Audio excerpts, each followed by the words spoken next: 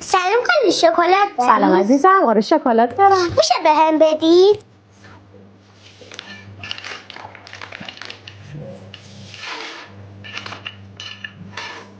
بفرمایید دخترم. مرسی خاله. دخترم تو هم شکلات میخوای؟ آخه خاله من پول ندارم. بیا دخترم بیا داخل.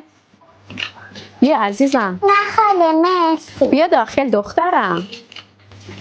مرسی خاله.